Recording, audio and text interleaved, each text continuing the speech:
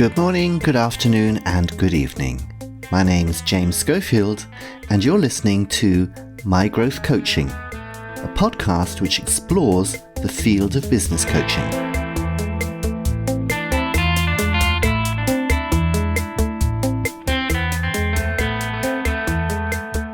In each episode of this series, I'm talking to expert coaches from inside and outside of the international technology company Siemens about the business coaching issues they encounter with their coaching clients and how they work together to find practical solutions, helping each client become the best version of themselves.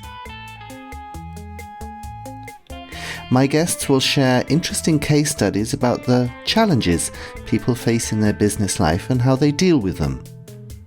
It could be dealing with conflicts in a team, overcoming procrastination, taking difficult decisions, all issues that we are familiar with, but which maybe we don't know how to solve on our own. So join us and make sure you listen to the very end, because that's where I'll give a short summary of the recommendations from each episode that might help you manage your life just a little bit better.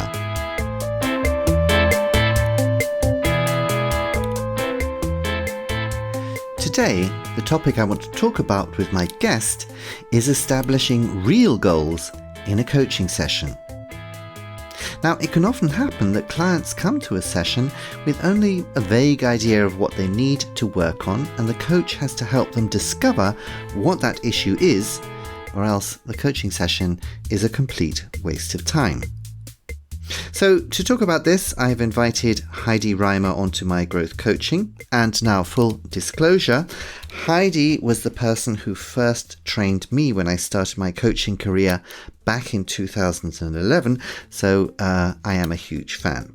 She has a background in HR management, working at Vodafone and Sun Microsystems, and since 2001, she has been building the HR Academy, a training institute for coaching in Munich. And my experience with Heidi is that she has an amazing ability to quickly get to the heart of the issue in any coaching situation.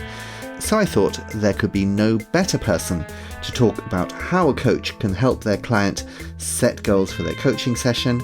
Let's go and meet her. Hello, Heidi. Welcome to My Growth Coaching. Hi, James. Thank you for inviting me. So, Heidi, I've already introduced you to the listeners a little bit already, but can you just tell us who are the kind of people that come to you for coaching? I offer coaching sessions to a wide range of individuals, executive leaders, senior managers, project directors, many different people. In the majority of cases, people come to me with a problem to resolve or a clear issue to be worked on. Many topics have to do something with leadership skills or conflicts between people or behavioral change, all these topics. Sometimes the topic that the client first brings isn't the real issue. How do you recognize that? That's an interesting question, because most of the time in the beginning, clients often start with a very general topic. Mm-hmm. Like, I would like to improve in setting boundaries, for example. Right. Yeah. So the coach thinks, okay, what does that mean? Yeah. Or something like, I have received feedback from my manager. Mm-hmm. I should change my style of communication, mm-hmm. something like that. And that means it's a very general topic, and there's something behind. There's another topic behind this general topic. So what I have to do is I have to be very curious, first of all, and I have to ask lots of open questions in the beginning to find out how this general issue is actually came about. Mm-hmm. Can you give some examples of the kind of questions that work well here? Yes, I would like to just to talk about a coaching that happened a few weeks ago. A senior director in talent acquisition in a big company. And she came to me and she told me, yes, I would like to improve in setting boundaries and especially in our weekly team meeting, because one of my team members, he's the head of recruiting, he behaves so disrespectful, and I'm so annoyed because of his behavior. So I would like to solve this problem, which means she wanted to have a strategy how to deal with this person. So is it disrespectfully to her or just in general to the whole team? To the whole team, but especially concerning her, because she told me, for example, that he always he comes 10 minutes late to the meeting, something like that, or especially when she has taken a decision, he's not going to implement it. So this was what he told about the head of recruiting. So the first issue is, what can I do? How can I behave to deal with him?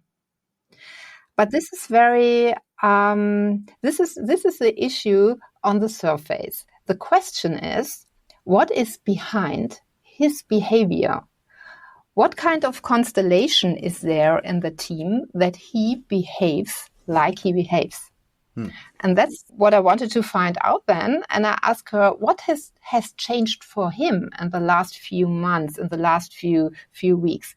And then she told me that there was a previous boss, because she started 1 year ago in her role. And before there was another person who did the job, but she left the company. She had to leave the company because there was a conflict with the VP HR, and she had to leave the company. She didn't want to leave the company. And she had a very, very close relationship to the head of recruiting, right? Which means now she's not any longer there. He, the head of recruiting, is still connected with her in loyalty. Right. So for him, it's not possible to accept his new boss. To be loyal to the previous boss, he behaves as he does. And we found that out because I asked so many questions. What happened? What has changed? How was the relation between him and the previous boss? What has she done for him? How many years have they worked together? And all these questions. And then my client, at a special point, she said, now I have a new perspective on the whole situation, because it has nothing to do with me. It has nothing to do with my leadership style. It's just because he needs to be loyal to the previous boss. Wow. So how did she resolve this situation? Did you know what then followed? What happened afterwards? After she realized it's not a personal thing, but she said, if I wouldn't be the new boss, but anybody else, the other person would have the same problem with him. Right. And this was very, how can I say? She said it's easier to set boundaries if you know it's not because of you. Yeah. It's because of the constellation. Right. And she decided then to have a conversation with him. And she asked him the question, do you think that you can accept the situation that I am your new boss? Yeah. It's a very general question. And it's not easy to ask somebody this question. And because we are all talking about general topics, everyday business topics in our meetings. And then suddenly she took the decision to say, no, it's just a conversation about that. Are you able to accept me as your boss? Yes or no? And his answer? What his answer was, to be honest, I'm not sure. Okay. Wow. And then she said to him, please think about it. You don't have to take a decision tomorrow or next week, but let's make another appointment. Let's say in 3 or 4 weeks, we make an appointment and then we take a decision how we go on. Goodness. And this is a very clear thing. Yeah, that must have been quite an intense conversation, I can imagine. Yes, and my I think my job as a coach was to help her to find out how she initiate this conversation, how she will start to how she is going to explain him what she wants to talk about and all these things. I ask a question: what is important for you? How will you do it? What kind of skills do you have that you can use in such a conversation, which is so important? Yes. Wow. Okay. I mean, sometimes you have this. I mean, you mentioned this earlier. A person is sent to you for coaching, maybe from the company, maybe from the HR department. They're sent to you and they're told, you need to work on your communication style. So they come into the session and they say, I need to work on my communication style. And then maybe you dig a little bit, like you did with this client that you just mentioned. And you notice, well, actually, no, that's not really the issue. It's something else. But you know, he or she has been sent and is being paid for by the company and to have a coaching. But that's not the communication style. Isn't the real issue? It's something different. So, what is the responsibility of the coach in such a situation? Is it to the customer who sent you the client, or is it to the client that's sitting there in front of you and has a problem? That's a very difficult question. Of course, it's my job to organize the coaching process in such a way that the person who pays for the coaching is satisfied in the end. And in some cases, it's not the coachee himself. It's, for example, the client's or the coachee's manager. But this manager is also part of the whole system. And this manager usually doesn't realize himself the dynamics that have developed. And also in the case I talked about, this happened. That the senior director, my coachee, had a conversation before with her boss. And she talked to him about the head of recruiting, and she told him, I have big problems with him and I don't know how to deal with them. And he suggested to her, maybe you should do a coaching session with a coach I know. He knew me before. And she said, oh, yes, okay, I will try to do a coaching. Maybe it's helpful. So from his point of view, he is the person who pays for the coaching. The coaching is about how to deal with the head of recruiting. Right. But in the end, for him, it's important that the problem will be solved in the future. So I don't feel responsible to say to my client, we digged a little bit deeper now and we found out there's a special dynamic between the head of recruiting and the previous boss. This is the reason for all problems you have with him in the weekly meetings or in every conversation with him you have. But we know that, but we have to ignore it now because it's not the topic of the coaching. Right. Things don't happen like this sometimes I ask my clients if it could be a good idea to have a meeting with a manager who pays for the coaching after the coaching session. It's just a question I from my side. I say, what do you think? Maybe it might be a good idea to talk to your manager what you found out during the coaching session. Maybe you like to talk about your new perspective now.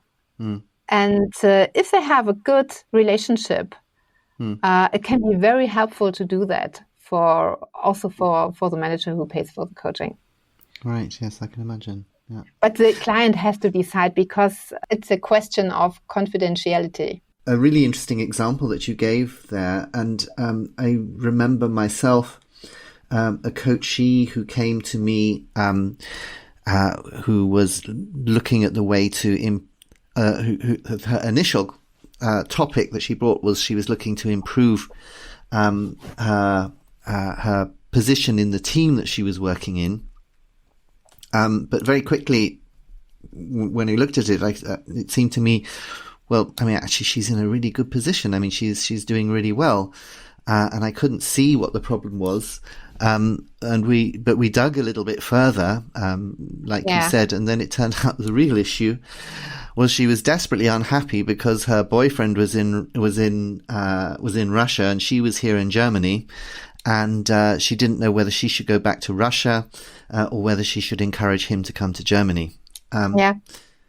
And he came to Germany and they married and they had a baby. So they lived happily ever after. Mm-hmm. But that was a very intense coaching hour. I remember it very well. Yeah. I mean, what's one piece of advice you would give a coach when you're establishing the goal of a session? Two things. First of all, I would advise every coach to remain very open at the beginning and to ask lots of questions. Even when the client's topic, the client's concern seems to be very clear. That's very important. But also, I think I would describe myself as a very discerning person, which means if I hear a problem, I get to know about an issue a client has, I listen very, very detailed, and I think this is something like an attitude you should have as a coach. In the not only in the beginning. The whole coaching process should be like this. That the coach is a discerning coach. But asking a lot of questions is very important, especially for beginners, because otherwise you are just doing coaching on the surface. So you have to be a little bit of a Sherlock Holmes, really, with in your coaching approach. Yes. Especially the beginning of a coaching is something like a Sherlock Holmes phase in which you look at the topic from a distance and are curious to find out what lies behind it. Yeah. Yes, I agree with you. I think being curious about people is a real superpower for any coach.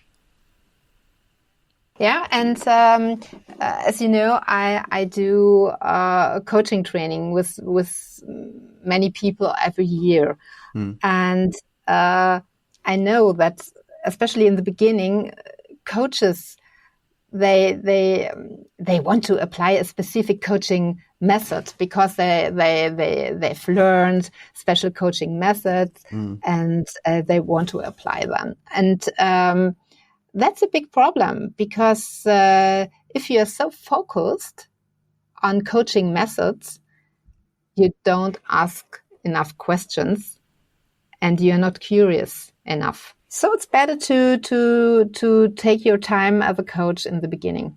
Right. Good. Heidi, thank you so much for talking to us about this topic, a topic which I think many coaches will have experienced. And I know I've gone away from coaching sessions thinking, did I really uncover the issue that my client brought to me? And I hope that now perhaps I'll be better equipped to find out what is really bothering them. Thank you so much for coming to My Growth Coaching. Thank you so much for inviting me.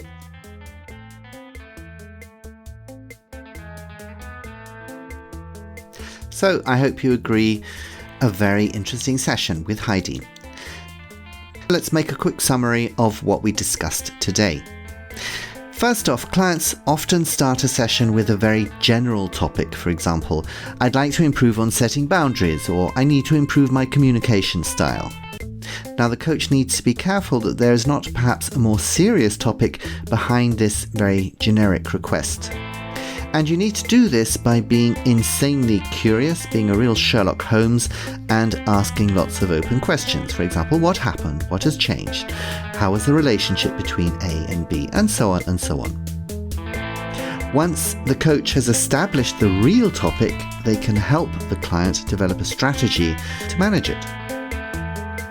We also discussed the responsibility of the coach in balancing the request of the customer who is paying for the coaching and the needs of the client who is being coached. Heidi pointed out that in general the customer is just happy if the problem is solved, and if it is another issue that is causing the initial problem, they don't really care. They just want it gone. So Heidi's advice to coaches for when you are trying to establish the goal of a session is to remain very open, especially at the beginning of the session, to the real goal. And just ask lots of questions, be extremely curious the whole time. And that way you'll get to the core of the problem.